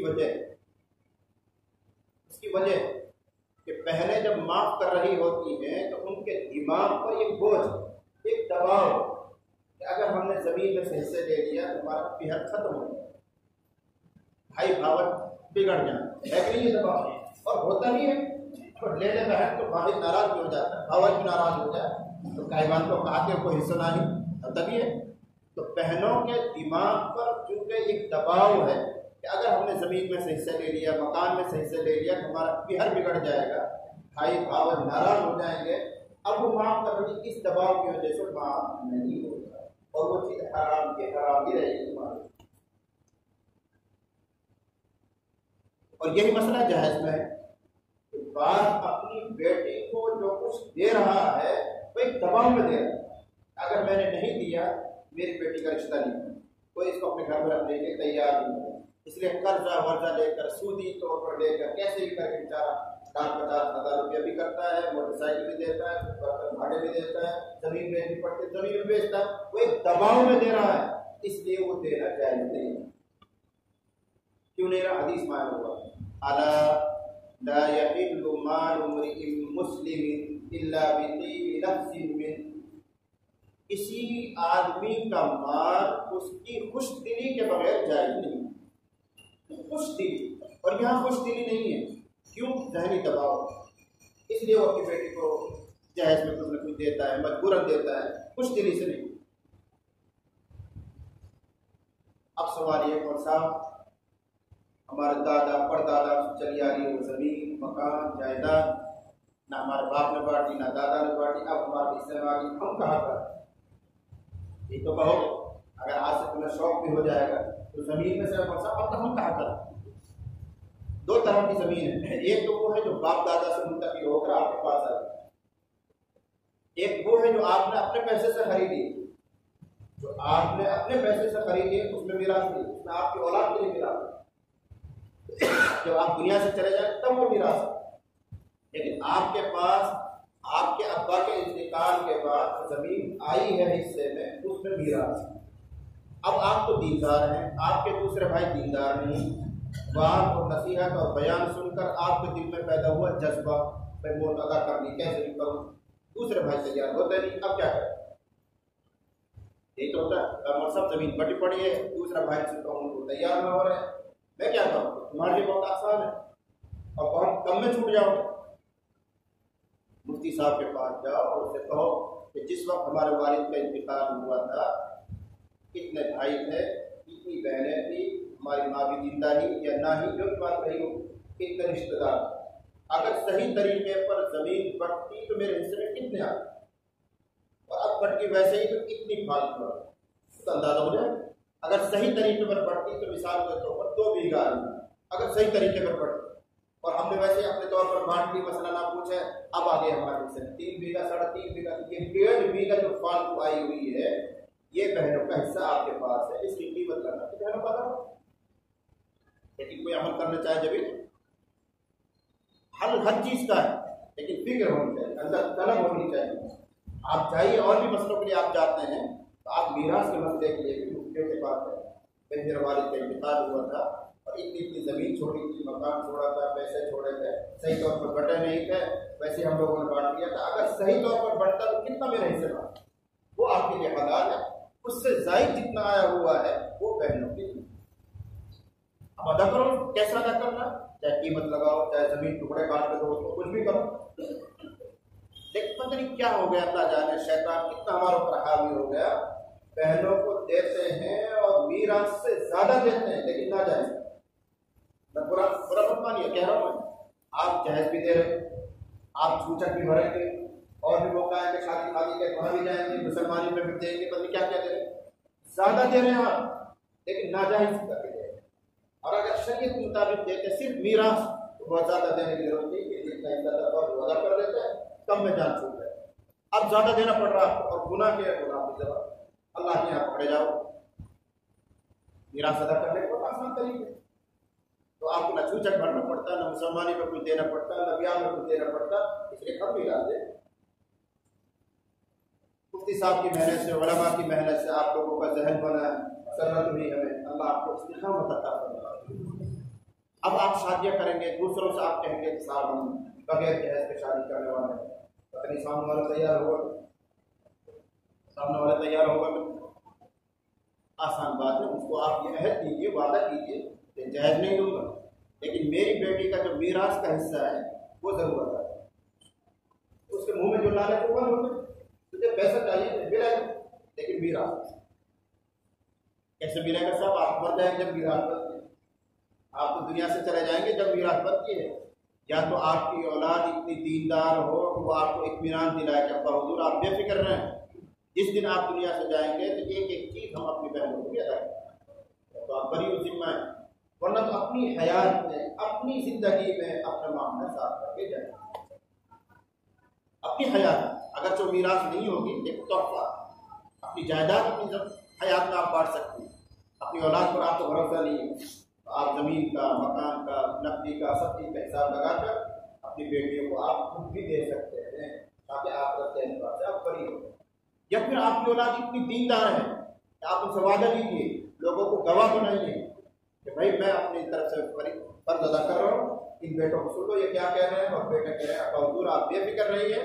آپ کے انتقال کے بعد ہم اپنے بہنوں کو پورا پورا حصہ دیں گے، آپ بڑی نہیں دیتے تو وہ جانوں کا کام ہے، بات لمبی ہو رہی ہے، مجھے صرف خلاصہ کرنا ہے کہ اللہ اور رسول کی اطاعت کرنا یہ دین ہے، اپنے رواج کے تحت چلنا، اپنی خواہشات کے تحت چلنا یہ بے دینی ہے، یہاں تک کہ دین کے کام بھی اگر آدمی اللہ اور رسول کی اطاعت کے جذبے کے بغیر صرف رواجی طور پر کرتا ہے تو وہ بھی معصوم، وہ بھی گناہ، اور روزمرہ کے کام جن کے بغیر ہمارا چارہ نہیں، ہمارا گزارا نہیں، ان کو اگر ہم سنت کے مطابق کر لیں، اللہ اور رسول کا حکم سمجھ کے کر لیں تو وہ چیز بھی عبادت بن جائے، وہ چیز بھی دین بن جاتی ہے، جیسے کھانا، پینا، سونا، جاگنا، اس طرح کھانے میں جانا یہ ہماری اپنی مجبوری ہے، نہیں کھائیں گے تو کیسے گزاریں گے، نہیں ضرورت سے اس طرح سے فارغ نہیں ہوں گے تو کیسے جئیں گے، وہ ہماری مجبوری ہے، لیکن اگر وہاں بھی آپ دین کا خیال کر لیں، سنتوں کا خیال کر لیں تو اللہ کی قسم یہ کھانا بھی عبادت، پاخانہ کرنا بھی عبادت۔ بیت الخلاء میں رسول اللہ کیسے جاتے تھے، کیا دعا پڑھتے تھے، کس طرح شرم و حیا سے بیٹھتے تھے، تو باہر آتے تھے کیسے نکلتے تھے، اتنی دیر بھی آپ کی عبادت نہیں کی جائے گی، اور محض عبادت ہے، خالص عبادت ہے، لیکن سنت سے ہٹ کر ادا کر رہے ہو وہ بھی معصوم ہے، جیسے میں مثالیں دوں تو دین بنانا ہمارے ہاتھ میں۔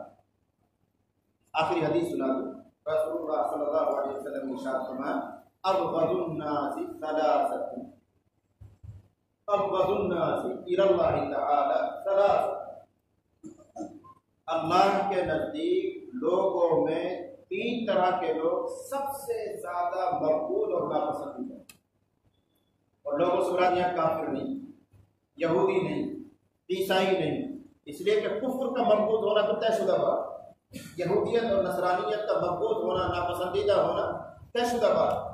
اللہ علی قاری علیہ الرحمٰن نے وضاحت کی کہ یہاں الناس پر الف لام عہد کا ہے، مراد وسائر المسلمین، مسلمانوں میں جو گنہگار ہیں، نافرمان ہیں، ان میں سب سے زیادہ سخت ناپسندیدہ یہ 3 قسم کے لوگ۔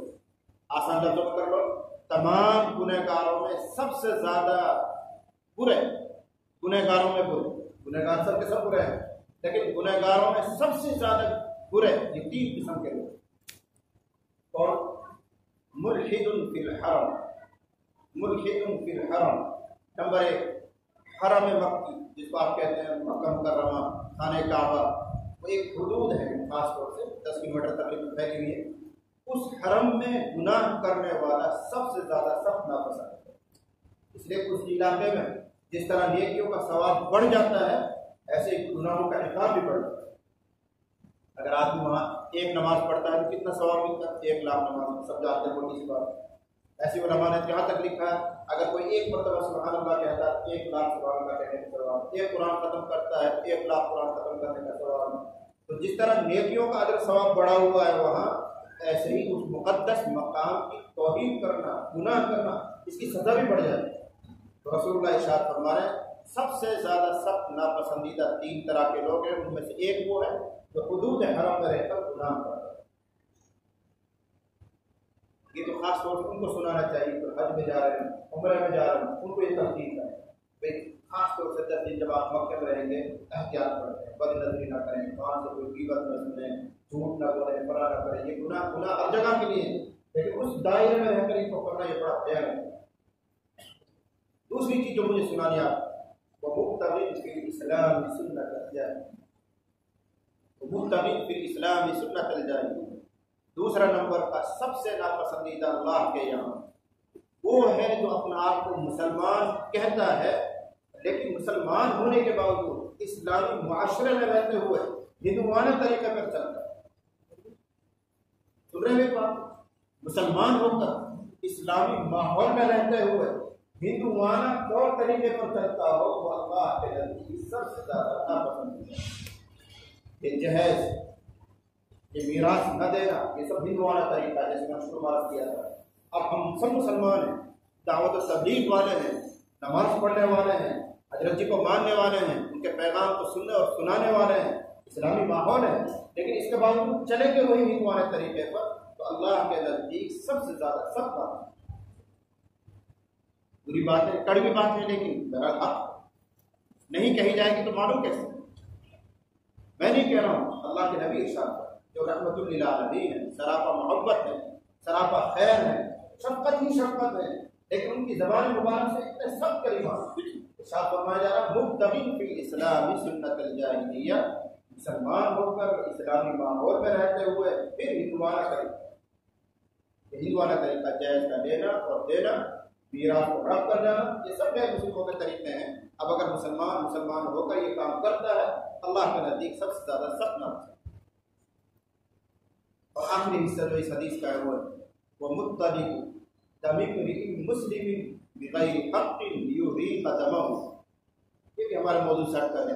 ارشاد فرمایا تیسرا ناپسندیدہ آدمی وہ ہے جو کسی مسلمان کا ناحق خون کرنے کے ڈر پہ رہتا ہے، بہانہ ڈھونڈتا کسی طرح اس کو میں مار دوں، کسی کو ہلاک کر دوں، یا اس کے اوپر کیس کروا دوں، قتل میں ڈلوا دوں، جیل میں ڈلوا دوں، اس کی زندگی تباہ کر دوں، ناحق کسی مسلمان کے پیچھے پڑا رہنا ناحق یہ بھی سخت ناپسندیدہ ہے۔ لیکن مجھے ٹکڑا بیچ والا سنانا تھا کہ مسلمان ہو کر بھی اگر کوئی بندہ ہندوانہ طور طریقہ اختیار کرتا ہے تو اللہ کے نزدیک سخت ناپسندیدہ اور ممقوت ہے۔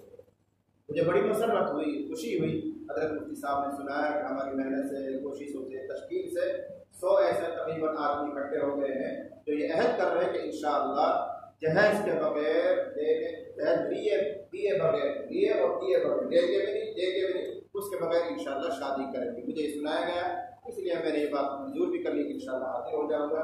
اللہ تعالیٰ آپ کی حاضری کو قبول فرمائے، سننے کو قبول فرمائے، آپ کو ہمت عطا فرمائے۔ میں چاہوں گا کہ میرے سامنے بھی ان کے ہاتھ اٹھ جائیں، مجھے بھی تسلی ہو جائے کہ وہ کون جوان مرد ہیں جو اس ہمت کے لیے، اس کام کے لیے تیار ہے۔ وقت ہونا چاہیے ان شاء اللہ، اگر اتنے سارے لوگ میوات بھر میں یہ کام کر لیں گے تو پھر چل پڑے گا، گاڑی چل پڑے گا۔ اللہ گھر میں بہت باامید ہو کر کہہ رہا ہوں، اگر اتنے سارے لوگ یہ مثال قائم کر دیں کہ ہم بغیر جہیز کے شادی کریں گے، یعنی چاہے دینے کا برات چاہے دینے کا برات، جہیز نہیں لیں گے نہیں دیں گے، اتنی ساری مثال اگر میوات بھر میں ہو جائیں گی تو انشاءاللہ یہ بدعت، یہ خرافات ختم ہو جائیں گی، ایک اچھا طریقہ چل پڑے گا، اور قیامت تک اگر یہ رواج چل پڑا جہیز نہ لینے اور دینے کا، ان سب کا اجر و ثواب آپ کو ملے گا۔ حدیث شریف میں ہے وہ من سن سنة حسنة فله أجرها وأجر من عمل بها إلى يوم القيامة۔ جس بندے نے یا جن بندوں نے، اگر بہت سارا جن لوگوں نے کوئی اچھا طریقہ چلا دیا، رواج ڈال دیا، اچھا طریقہ، اور لوگ اس کے پابند ہو گئے، قیامت تک جتنے لوگ اس اچھے طریقے پر چلیں گے ان سب کے برابر اجر و ثواب ان شروع کے لوگوں کو ملتا ہے۔ کروڑ ہاں کروڑ لوگ اگر تیار ہو گئے اور انہوں نے جہیز ختم کر دیا، ان سب کے برابر آپ کو اجر ثواب۔ ہم اور آپ کو خبروں میں ہوں گے، لیکن وہ شادیاں جب کر رہے ہوں گے اور جہیز نہیں لیں گے، ان کا ثواب آپ کو ملے گا۔ اس کو الٹا بھی ہے، من سن سنة سیئۃ، جس آدمی نے کوئی برا طریقہ چلا دیا، فوزرها ووزر من عمل بها إلى يوم القيامة، اس کا خود کا اپنا گناہ، اور قیامت تک جو لوگ برے طریقے پر عمل کریں ان سب کے برابر گناہ کے رہتے ہیں۔ جیسے قابیل نے پہلا قتل کیا تھا، تو دنیا میں جتنے بھی قتل ہوں گے سب کے برابر جرم قابیل کو۔ تو اللہ تعالیٰ آپ کو حوصلہ دے، ہمت عطا فرمائے، اور اللہ تعالیٰ آپ کے ارادوں کو پائے تکمیل تک پہنچائے، اور ایسے اسباب بنائیں کہ اللہ تعالیٰ آپ کے ارادوں کو آسان فرمائے۔ ایسے لوگ تیار ہو جائیں کہ جو کہیں کے ساتھ بغیر جہیز ہم شادی کرتے ہیں۔ دیکھو لڑکی والا تو چاہتا ہے بغیر جہیز کو، چاہتا ہے، اور اس کے لیے زیادہ قربانی کی بات نہیں، اصل قربانی لڑکے والی، وہ بڑھ چڑھ کر کہیں، اعلان کہیں کہ ہم شادی کریں گے اپنے بچے کی اور بغیر جہیز کے کریں گے، لاکھ روپے لوگوں لے کر عام پہل کریں گے، لڑکے والے پہل کریں گے، تو ایسے مل جائیں گے لڑکی والے جو کہیں گے میں تیار ہوں۔ لڑکی والے کی مجبوری ہوتی ہے، اس کو دینا پڑتا ہے، اور جب لڑکی کی رخصتی کا موقع آتا ہے اس وقت تو سنت یاد بھی آ جاتی ہے، جب لڑکے کا شادی موقع آتا ہے سنت بھول بھی جاتی ہے۔ شادی کرتے وقت، لڑکی کی شادی کرتے وقت سب کہیں گے آپ کا سنت کی تعلیم کرنا ہے، اس لیے دینے کا نمبر آتا ہے اور سنت یاد آ جائے، اور جب دینے کا نمبر آئے گا سنت بھول جائیں گے۔ اصل قربانی لڑکوں والا، لڑکے والے کہیں کہ میرا لڑکا جوان ہے، میرا بیٹا تیار ہے، میں بغیر جہیز کے شادی کر رہا ہوں، کوئی ہے بھائی تو اپنی بیٹی کو دے دے اور بغیر جہیز کے دے دے، ایسے وہ قربانی دینے والے تیار ہوں گے تو انشاءاللہ کام بنے گا۔ ابھی مصطفیٰ فرما رہے تھے کہ چچا کی لڑکی بھتیجے کے لیے جائز ہوتی ہے، فلاں ہوتی ہے۔ آپ نے سنا ہوگا میری لڑکی ہے، میرے اپنے بڑے بھائی مولانا راشد صاحب کے لڑکے کو دی ہے، آپ کے سامنے مثال موجود ہے۔ میں اس کو اپنا کمال اتنا نہیں سمجھتا جتنا کمال میں ان کا سمجھتا، وہ لڑکا والا ہے میں لڑکی والا ہوں۔ اللہ گواہ ہے، یہ میرے طلبا یہ بھی پڑھ کر آئے میری پر، انہوں نے سنا ہوگا دیکھا ہوگا، اللہ گواہ ہے، اللہ گواہ ہے، میری بیٹی رخصت ہو گئی اور 2 سال ہو گئے، اب صاحب اولاد بھی ہو گئی، 1 پیسے کا خرچہ نہیں ہے شادی کا، 1 پیسے کا، شادی ہو گئی اولاد بھی ہو گئی، میں نانا بھی بن گیا، کس نے ہو 1 پیسے کا شادی کا نام۔ آپ کو تعجب ہوگا، جس دن رخصتی ہونے والی تھی میں نے اپنی بہنوں کو بھی دعوت دی، اپنے بھائیوں کو بھی دعوت نہیں، میری بیٹی کی جو خالائیں بنیں گی یعنی سالیاں ہماری، خالوں کو، خالوؤں کو، کسی کو دعوت نہیں دی، ماموؤں کو کسی کو دعوت نہیں دی، بلکہ ان کی خالہ نے کہلوایا، ماموؤں نے کہلوایا، ہم آ جائیں، خبردار کوئی نہیں آئے، زندگی پڑی ہے کبھی بھی آ جانا، اب شادی کے موقع پہ کوئی نہیں آئے۔ میرے گھر میں جس طرح روزانہ کھانا بنتا ہے 6 آدمیوں کا، 7 آدمیوں کا، بس وہی کھانا بنا، 8 آدمی کا کھانا بنا ہی نہیں، میں نے کسی کو دعوت نہیں، اور کسی نے برا نہیں مانا، بہنوں کو بھی معلوم ہے کہ کرنے والا نہیں، بھائیوں کو بھی معلوم ہے کہ دعوت دینے والا نہیں، ان سے میں نے سراحت میں منع کر دیا، خبردار میرے گھر میں نہیں آؤ، سالوں سے منع کر دیا، کوئی نہیں ہے، اللہ کا شکر ہے، شادی کے نام پر 1 روپیے کیا 1 پیسے کا خرچہ، سوائے ان جوڑوں کو جو میں نے اپنی بیٹی کو دی، تو کپڑا لڑتا تو دینے کو نہیں، سوائے کان کی بالی اور گلے میں کیا چین، وہ میں نے اپنی سیوا کے طور پر بیٹی کو دیا، اس طرح کوئی چیز ایک چمچی میں بالکل بتا رہا ہوں جو مناسب سمجھا، بلکہ انہوں نے ایک لڑ شاید وہ اپنی قرآن راشد صاحب جو ہمارے بڑے بھائی ان کی بیوی کی جو لڑ تھی وہ محنت کی، جب ہم نے ہی کچھ نہیں کیا انہوں نے بدلے میں زیور نہیں چڑھایا، ہمیں کیا تم جان تمہاری بیوی ہے، اب تمہارے بہو ہے وہ چڑھاؤ مت چڑھاؤ دو مت دو تمہارے سارے جھگڑے ختم۔ تو اگر میں یہ سوچتا ہوں کہ اس طرح اگر رشتہ ہونے لگے، ایک آدمی کی بھی اگر سینکڑوں بیوی ہیں بیٹیاں ہوں، سینکڑوں لڑکیاں ہوں، کوئی فرق نہیں۔ اب تو ایک کے بعد دوسری اور تیسری ہونے لگ جائے تو آدمی وہیں سے بوڑھا ہونا شروع ہو جاتا ہے، یار اب کیسے کہاں سے میں دیکھوں، کہاں سے کیا کروں گا، رات دن کی نیند اڑ جاتی ہے۔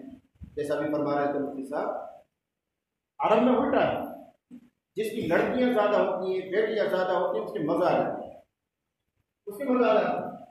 وہاں داماد خرچ کرتا ہے، لڑکا والا خرچ کرتا ہے، کھانا بھی وہی کھلائے گا، بلکہ کپڑے لتے بھی وہی بھیجے گا، زیورات بھی وہی بھیجے گا، سب خرچے وہ کرتا ہے، لڑکی والے کوئی ٹینشن نہیں، اس کا مزہ آتا ہے۔ بلکہ الٹا ہے اور بھی کہ جب کبھی ناچاقی ہوتی ہے، رشتوں میں تھوڑی تنگی سی آتی ہے تو لڑکی والا آم دکھاتا ہے، لڑکا والا کبھی آم نہیں دکھاتا، لڑکی والا آم دکھاتا ہے، کیوں نہ آتی اور یہاں جب لڑکی والا جب نہیں پڑتا ہمیشہ۔